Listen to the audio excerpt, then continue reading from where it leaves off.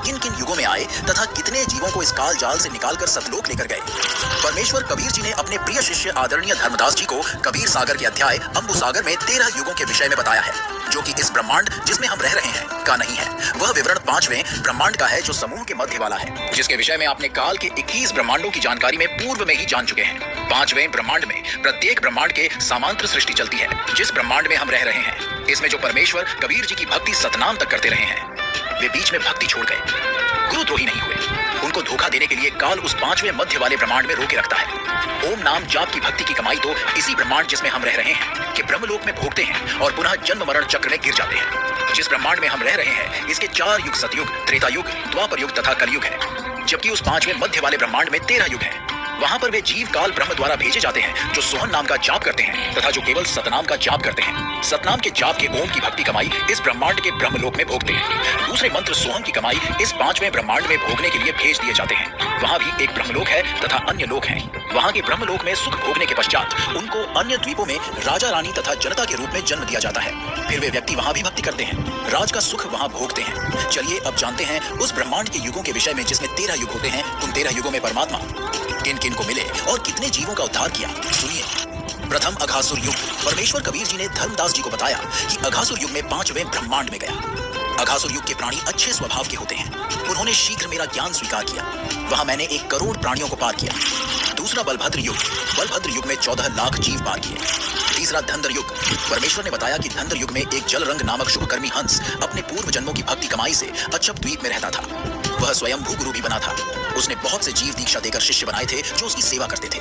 जलरंग अपने शिष्यों के सिर पर हाथ रखकर दीक्षा देता था। 2 शिष्य सफेद रंग के चंबरों से सेवा कर रहे थे। जलरंग सो रहा था। करोड़ों शिष्य उसको माथा टेक रहे थे, उसको नमन कर रहे थे। नीचे के ब्रह्मांड वाले शंखों युग बीत गए सोए हुए। मैंने उस दौरान अपना ज्ञान सुनाकर 2000 जीव पार कर दिए। जब जलरंग ऋषि जागा तो मेरे से विवाद करने लगा। कहा कि मैं जो दीक्षा देता हूँ वह श्रेष्ठ मंत्र है, मेरी आज्ञा के बिना कबीर यहाँ कैसे आ गया। फिर वह काल ब्रह्म को आदि पुरुष बताने लगा। कहा कि उसका कोई स्वरूप नहीं है, वह मणिपुर लोक में रहता है, और बहुत सी मिथ्या पहचान बताई। मैं वहां से चला गया। फिर परमेश्वर ने बताया कि इस जलरंग को मैंने पुरवन युग में समझाया। चौथा पुरवन युग। परमेश्वर कबीर जी ने कहा कि हे धर्मदास, मैं पुरवन युग में फिर उसी ब्रह्मांड में गया। जलरंग सोया था। उस दौरान मैंने 7 लाख हंसों को दीक्षा दी, जिनमें से 25 ने नाम खंड कर दिया। वे तो काल के जाल में रह गए। शेष जीव 6,99,900 सतलोक चले गए। इसके पश्चात मैं उसी द्वीप में गया जहाँ जलरंग रहता था।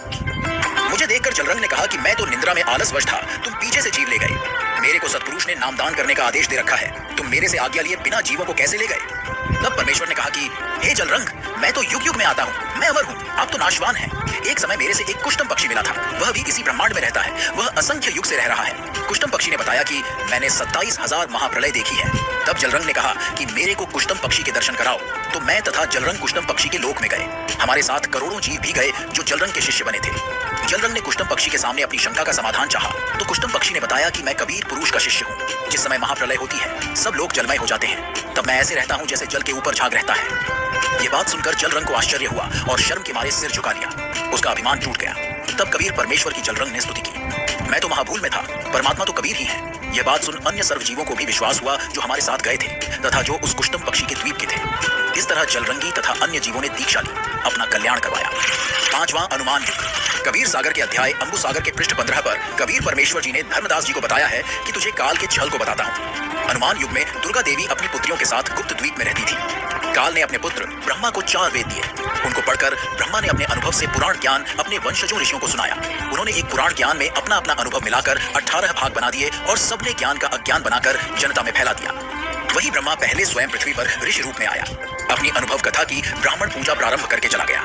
क्रियाकर्म का जाल फैला गया। फिर विष्णु पृथ्वी पर आया। उसने तुलसी काष्ठ की माला, जति, सती, त्यागी, सन्यासी पंथ चलाया। विष्णु का सुमरण करें, विष्णु को अविनाशी बताया। फिर शिव पृथ्वी में आया। उन्होंने भिक्षुक पंथ चलाया। गिरी, पुरी, नाथ, नागा, चारों शंकराचार्य आदि आदि शिव के पुजारी हैं। सर्व संसार इनकी पूजा करने लगा। उस समय दुर्गा को कोई नहीं पूछता था। तब दुर्गा ने देखा कि इन तीनों पुत्रों ने मेरा नामो निशान ही मिटा दिया। तब उसने 3 पुत्री जन्मी। उनका नाम रंभा, सुचि, रेणुका रखा। इन्होंने 64 रागनी और राग गाए। सुरनर मुनिजन मोहित किए। फिर 72 करोड़ उर्वशी उत्पन्न की। इनमें सर्व देवता तथा ऋषि फंसा रखे हैं। परमात्मा ने बताया कि मैंने उस अनुमान युग में 7000 जीव पार किए। उस समय मेरे को देवी नहीं पहचान सकी। छठे धीर्यमाल। धीरमाल युग। परमेश्वर ने बताया कि धीरमाल युग में मेरे यथार्थ ज्ञान से प्रभावित होकर 1 लाख जीव पार हुए। सातवें तारण युग। कबीर परमेश्वर ने बताया कि हे धर्मदास, तारण युग में एक उत्तम पंथ नाम का राजा था। वह हमारा पिछले जन्म में शिष्य था। किसी कारण से काल जाल में रह गया था। काल हाथों चढ़ा व्यक्ति कोरे पाप करता है, जिसके कारण राजा उत्तम पंथ बहुत अन्यायी हो गया था। ब्राह्मण, ऋषि, सन्यासियों को देखकर क्रोधित होता था।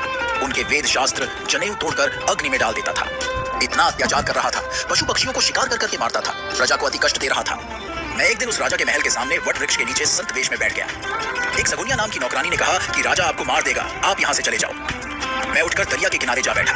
राजा रानी के स्नान के लिए अगले दिन क्षितिया नौकरानी घड़ा लेकर जल लेने गई, परंतु घड़ा जल से बाहर नहीं निकला। राजा प्रजा सब आए, परंतु घड़ा नहीं निकला।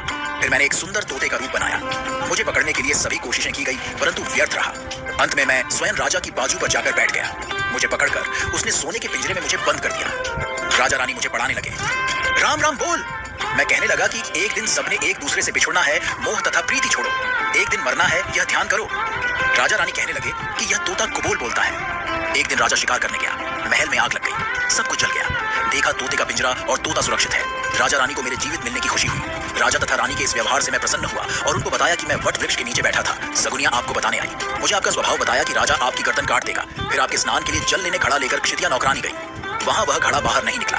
आपने भी खूब कोशिश की थी। फिर मैंने तोते का वेश बनाया। ये बात सुनकर राजा ने कहा, आप तो परमेश्वर हैं, आप अपने वास्तविक रूप में आए, हमें कृतार्थ करें। तब मैं कबीर रूप में प्रकट हुआ और राजा तथा 13 रानियों ने तथा उनकी बेटियों, पुत्रों व पुत्रवधुओं ने कुल 31 जीवों ने उपदेश लिया। 8वें अखिल युग में एक धनुष मुनि नाम का तपस्वी रहता था। वह 13,000 युग से तपस्या कर रहा था। नीचे सिर यानी सिरासन करके 5 अग्नि यानी धूने लगाकर तपस्या कर रहा था। अपने प्राण पुरुष यानी जीव को सिर के ऊपर के भाग में चढ़ाए हुए था। आंखें तथा शरीर दुर्बल हो चुके थे। धनुष मुनि को समझाया कि तब से राजा बनता है, फिर नरक में गिरता है। 9वें विश्व युग में परमेश्वर वेश बदलकर सठहार यानी संदेशवाहक के रूप में गए। देवी ने पूछा कि हे सठहार, आप कौन देश से आए हो, तुमको किसने भेजा है? सठहार रूप में परमेश्वर कहा कि मैं सतलोक से आया हूँ, सतपुरुष ने भेजा हूँ। तुम और निरंजन ने परमेश्वर के अंश जीव को बहुत सताया है, उनको पाप करने के लिए बाध्य किया, उनमें अज्ञान फैलाया है। तुम परमेश्वर के चोर हो।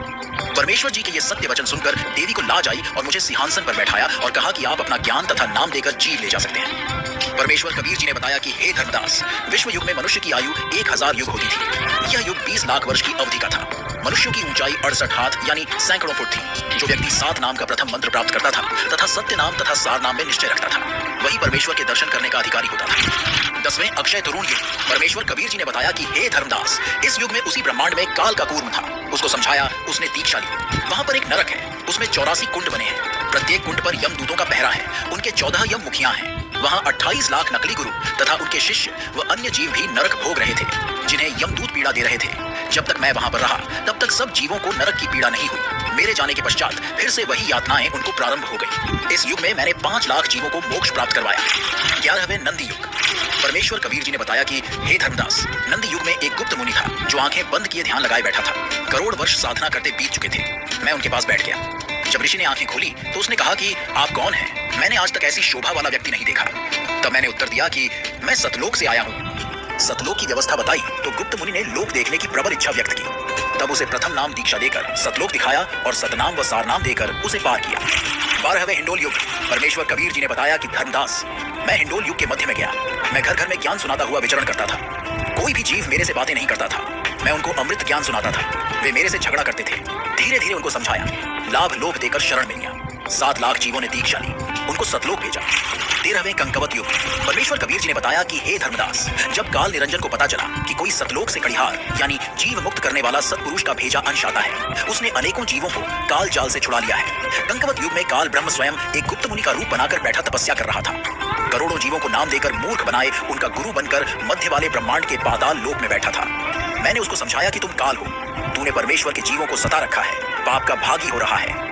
मैंने ही सर्व रचना की है, मैंने ही सतलोक में अंडे से तेरी उत्पत्ति की थी। तूने तो मुझे पहचाना नहीं। यह बात सुनकर काल मेरे साथ युद्ध करने लगा। उसको मैंने शब्द शक्ति से घायल किया। वह उठकर भागा और अपने 21वें ब्रह्मांड में जाकर छिप गया।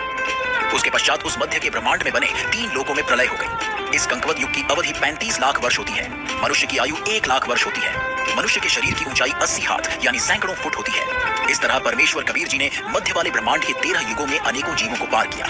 सवाल नंबर 4, जिस ब्रह्मांड में हम रहते हैं उसमें कितने युग होते हैं? इन युगों की कितनी अवधि होती है?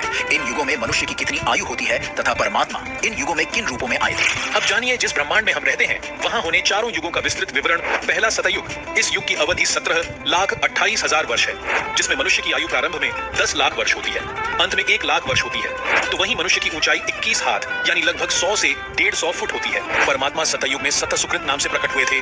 दूसरा त्रेता युग, इस युग की अवधि 12,96,000 वर्ष होती है, जिसमें मनुष्य की आयु प्रारंभ में 1 लाख वर्ष होती है, अंत में 10,000 वर्ष होती है। वहीं मनुष्य की ऊंचाई 14 हाथ यानी लगभग 70 से 90 फुट होती है। परमेश्वर त्रेता युग में मुनिंद्र ऋषि के रूप में आए थे। द्वापर युग, इस युग की अवधि 8,64,000 वर्ष होती है, जिसमें मनुष्य की आयु 10,000 प्रारंभ में होती है और अंत में 1,000 रह जाती है। वहीं मनुष्य की ऊंचाई 7 हाथ यानी 40 से 50 फुट होती है। परमात्मा का इस युग में करुणामय नाम होता है। कलयुग, इस अंतिम युग की अवधि 4,32,000 वर्ष होती है, जिसमें मनुष्य की आयु 1,000 वर्ष से प्रारंभ होती है, अंत में 20 वर्ष रह जाती है तथा ऊंचाई 3.5 हाथ यानी 10 फुट होती है, अंत में 3 फुट रह जाती है। वही परमात्मा कलयुग में अपने वास्तविक कबीर नाम से आते हैं।